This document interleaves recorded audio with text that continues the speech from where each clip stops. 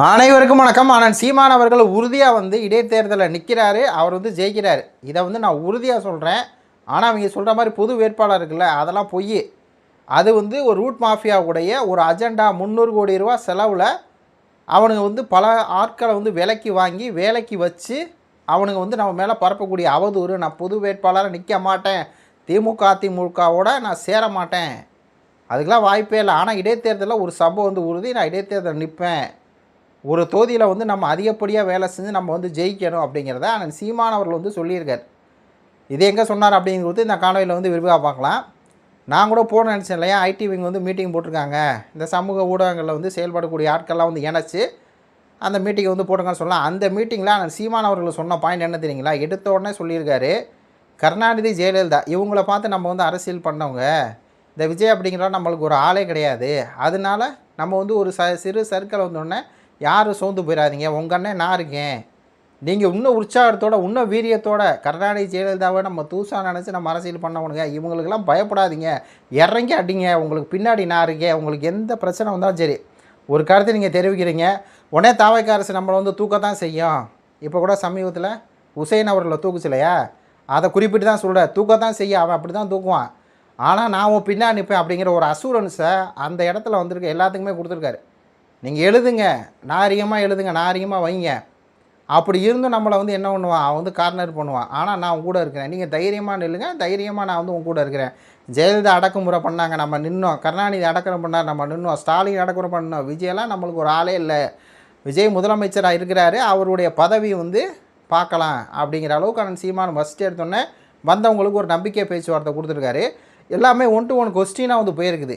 சமூக போன ஆட்கள்லாம் பார்த்திங்கன்னா சீமான் அவர்கள்ட்ட கொஸ்டின் கேட்குறாங்க, ஆனால் நம்ம அடுத்து என்ன பண்ணலாம், இப்போ நீங்கள் கட்சியோட அந்த கட்டமைப்பு என்ன பண்ணலாம் அப்படின்னு சொல்லி எல்லாம் கேட்க 1 to 1 கொஸ்டின் போயிட்டே இருக்குது. அதில் நம்மளுக்கு தேவையானது என்ன அப்படின்னா, சீமான் அவரை இடைத்தேர்தல் நிற்பாரா அப்படிங்கிற ஒரு கேள்வி கேட்குறதுக்கு, இடைத்தேர்தலில் கண்டிப்பாக நிற்போம்ப்பா, 5 வருஷம்லாம் என்னால் வெயிட் பண்ண முடியாது. அந்த சீமானே சொல்லியிருக்கார், இடைத்தேர்தல் வருது, 10 தொகுதியில் 5 தொகுதிக்கு வரும், 5 வருஷம் 2031 நான் காத்திருந்தெல்லாம் எம்எல்ஏ ஆக மாட்டேன், இந்த இதில் நான் இறங்குறேன், இந்த இடைத்தேர்தலில் நான் இறங்குறேன், எந்த தொகுதி அப்படிங்கிறத நான் சொல்கிறேன், தொகுதி அம்பாசமுத்திரம் அப்படிங்கிறத அண்ணன் சொல்ல, ஆனால் நான் இறங்குறேன்ட்டார், நான் நிற்கிறது உறுதி, இடைத்தேர்தல் நிற்கிறது உறுதி அப்படிங்கிறத அந்த கேள்வி பதில் சொல்லிட்டார்.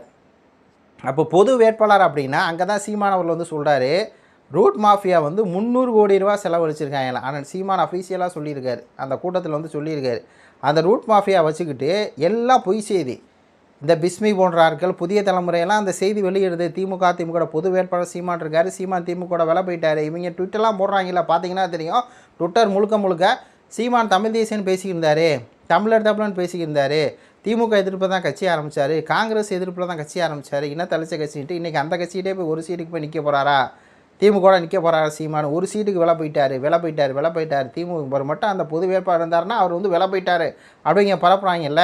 இதெல்லாம் அண்ணன் குறிப்பிட்டு 300 கோடி ரூபா பேக்கேஜில் நம்மளுக்கு எதிராக மட்டும் ஐடி விங்கை வச்சு செயல்படுறாங்க ரூட் மாஃபியா. அதாவது அவங்க கட்சியை பொய் செய்தி பரப்புறதுக்கு அந்த ரீல்ஸ் போடுவாங்க பார்த்தீங்களா, அதில் தனி. ஆனால் நம்ம கட்சியை டார்கெட் பண்ணி சீமான் அவர்கள் மேலே பொய் செய்தி பரப்ப மட்டும் 300 கோடி ரூபாயில் பெரிய மாஃபியா, அந்த ரூட் மாஃபியாவில் ஒரு பெரிய டீமே இயங்கிட்டு இருக்கான். அதனால தான் பார்த்தீங்கன்னா அண்ணன் சீமான் அவர்களை பற்றி பொய் செய்தியாக வரும். சீமானுடைய மகன் 25 லட்ச ரூபா அமெரிக்க ஸ்கூலில் படிக்கிறான், சீமான் கார் 1.5 கோடிக்கு வாங்கிட்டார், இப்படிலாம் பல பொய்கள் வருதில்ல. இதெல்லாம் நார்மலாக வர்றதில்லை, திருப்பி ஆகுது. சீமான் அப்போ இப்படி பேசுகிறார், இப்படி பேசிட்டார், இதெல்லாம் திட்டமிட்டு 300 கோடி ரூபா ரூட் மாஃபியா பேக்கேஜில் விஜய் அவர்கள் பண்ணுறாரு அப்படிங்கிற உண்மையை அண்ணன் சீமான் அவர்கள் அந்த இடத்துல உடச்சி விட்ருக்காரு. இதை நீங்கள் தெரிஞ்சுக்கணும் அப்படிங்கிறதுக்கே சொல்லியிருக்காரு. அப்போ அந்த ஐடிவிங் கூட்டின சீமான் அவர்கள் எதுக்கு போட்டிருக்காரு அப்படின்னா, நம்ம மேலே இந்த மாதிரி அவதூறு வருதில்லை. இப்போது திருச்சி பிரபுவை பற்றி அண்ணன் சாட்டை சொல்லியிருப்பார், அந்த சமூக ஊடகங்களை அந்த பேக்கேஜ் மொத்தம் 5 கோடியாங்க.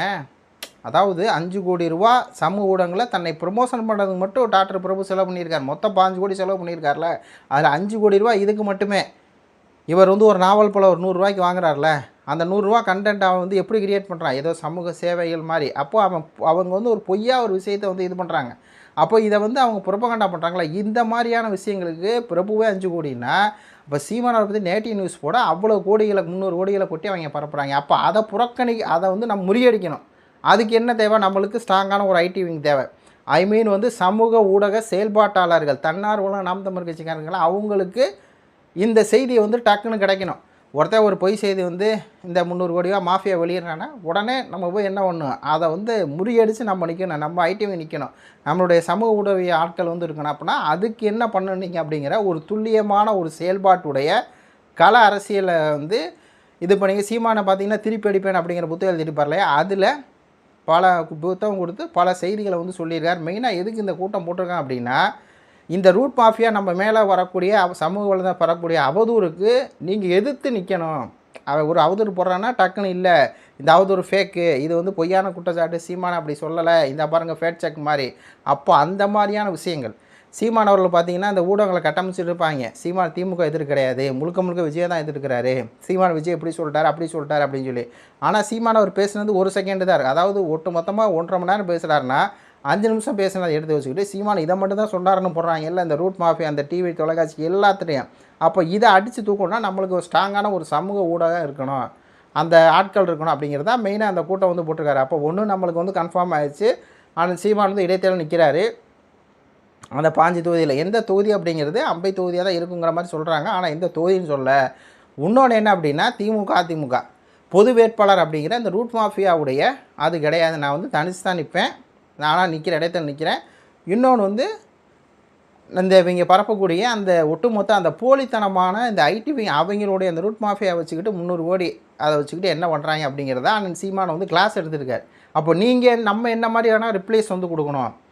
இப்போது சாட்டைட்டை பார்த்தீங்கன்னா வச்சுக்கோங்களேன், ஒரு பேச்சு திறமை இருக்குது, ஆனாலும் அவர் மட்டும் அதை அப்படி நின்னா பண்ண முடியாது உங்களுக்கு. அப்போது ஒரு டீம் அவர் சாட்டைட்ட இருக்குது. அப்போது ஒரு டீம் ஒர்க்காக நீங்கள் எப்படி செயல் பண்ணணும். ஒருத்தருக்கு வந்து எடிட்டிங் நல்லா தெரியும்ப்பா, ஒருத்தருக்கு நல்லா பேச வரும்ப்பா, ஒருத்தருக்கு வந்து தமிழை நல்லா ஆக்க தெரியும். அப்படின்னா அந்த சமூக ஊடகங்களில் இதை எப்படி ரீச் பண்ண ஒருத்தருக்கு எஸ்இஓ நல்லா பண்ண தெரியும். இப்போ எனக்கெல்லாம் எஸ்இஓ பண்ண தெரியாது. எடிட்டிங்கு, தம்ப்ளைனு, வீடியோ மேக்கிங்கு, செல்ஃபோனை வச்சு நான் எல்லாம் பண்ணிடுவேன். அந்த எஸ்இஓ பண்ண தெரியும். அப்போ எஸ்இஓ பண்ண தெரிஞ்சால் அப்போ நீங்கள்லாம் வந்து ஒரு கோர்வையாக ஒரு டீம் ஒர்க்காக வந்து செயல்படணும் அப்படிங்கிற மாதிரி பல அரிய தகவலை சொல்லி ஒட்டு மொத்தமாகவே சீமானவர்கள் வந்து இந்த சமூக ஊடகங்களை நாம் தமிழ் கட்சி திருப்பி தங்களுடைய நம்ம கட்டுப்பாட்டில் நம்ம வந்து 2019 காலகட்டத்திலலாம் வந்து வீரியமாக இருப்போம். ஆனால் இப்போ இருக்காங்களா ஐடிவிங் தலைவி, அவங்க வந்ததுலேருந்து ஐடிவிங் வந்து செத்து போச்சு. அந்த விமர்சனம் வந்து உண்மை தான், அதெல்லாம் இந்த மாற்று கருத்துமே நான் வந்து சொல்ல மாட்டேன். ஏன் அப்படின்னா அந்த ஓரணை சேர்க்கை ஆதரவாக வந்து பார்த்திங்கன்னா ப்ரொமோஷன் பண்ணிட்டு உட்காந்துருக்காங்க நாம் தமிழ் கட்சியோட அஃபீஷியல் சேனல். இப்போ ஒரு சேனல் தொடங்கினாங்க இல்லையா, அதில் அப்போது அந்த மாதிரியான ஆட்கள் வந்து சீமானை வந்து இந்த கூட இதிலே பார்த்திங்கன்னா அந்த ஒரு ஆள் வரல, இன்னொரு ஆள் தான் வந்திருக்கிறாங்க போல். அந்த ஒரு ஆள் வந்திருந்தால் கூட அந்த ஒரு ஆளை வந்து சீமானவர்களுக்கு புரிஞ்சுக்கிட்டாங்க, அவங்கள வச்செல்லாம் ஒன்றும் பண்ண முடியாது, நம்ம தான். அப்போது இதை வந்து நீங்கள் இப்படி செயல்படுங்க அப்படின்னு சொல்லி இந்த செத்துப்போன ஐடிவிங்க திருப்பி பழையபடி 2019, 21, 24 காலகட்டத்தில் எப்படி வீரியமாக இருந்துச்சு. 2024 காலகட்டத்தில் ஐடிவிங்க செத்து போச்சு. ஆனால் தன்னார்வலரை நம்ம வந்து மைக் சின்னத்தை கொண்டு போய் சேர்த்தோம். அப்போ அந்த தன்னார்வலர்களை சீமான் அவர்கள் வந்து எடுக்கிறார். அப்போ எடுத்து அதுக்கு உண்டான ஒரு ரீஃப்ரெஷ்மெண்ட்டு ஒரு ட்வீட்டு சீமான போடுறாருன்னா, எப்படி விஜய் ஒரு ட்வீட்டு போட்டார்னா ஒரு மணி நேரத்துக்குள்ளே பார்த்தீங்கன்னா 10,000 ரீட்வீட் பண்ணிடுவாங்க, லைக் 20,000 பேர் பண்ணிடுவாங்க. அதை எப்படி பண்ணுறாங்க மாஃபியா ஐடிவிங். அப்போது நம்ம குறைஞ்சபட்சம் சீமானவர்கள் வந்து ஒரு ட்வீட் போடுறாருன்னா ஒரு மணி நேரத்துக்கு ஒரு 2,500 பேராவது லைக் 1000 பேராவது ரீட்வீட் பண்ணணும்ல. அதுக்குண்டான பல ரெஃபரன்ஸுகளை வந்து எடுத்து வச்சுருக்காரு. சமூக ஊடகங்களில் இனி நாம் தமிழ் கட்சிக்காரங்க வந்து ஒரு ஃபுல்லாக ஆக்கிரமிச்சிருக்கணும். ஏன்னா அவன்கிட்ட வந்து உண்மை இல்லை பேசுறதுக்கு, டிவிக்காரன்ட்ட வந்து பேசுகிறதுக்கு உண்மை இல்லை, அவதூறு தான் இருக்கான். நம்மள்ட்ட பேசுகிறதுக்கு உண்மை இருக்குது. அந்த உண்மையை நம்ம என்ன ஒன்று உண்மை வீரியமாக எடுத்து வைக்கணும். இப்போ அதுக்குண்டான கல செயல்பாடுகளை வந்து அதுக்குண்டான அந்த ஐடிவிங் மெயினாக வந்து சமூக ஊடக செயல்பாடுகளை சமூக ஊடகத்தில் வந்து நாம் தமிழ் கட்சிக்கு ஆதரவு செயல்படுறவங்களே கூப்பிட்டு வச்சு அண்ணன் சீமான் சொல்லியிருக்காரு அப்படிங்கிற ஒரு தகவல் வந்து வருது. இன்னும் நிறைய தகவல் இருக்குது. அது வந்து அந்தந்த நேரத்தில் வரும்போது நான் வந்து சொல்கிறேன். இது வந்து உங்களுடைய கருத்துக்களை சொல்லுங்கள். நன்றி, வணக்கம்.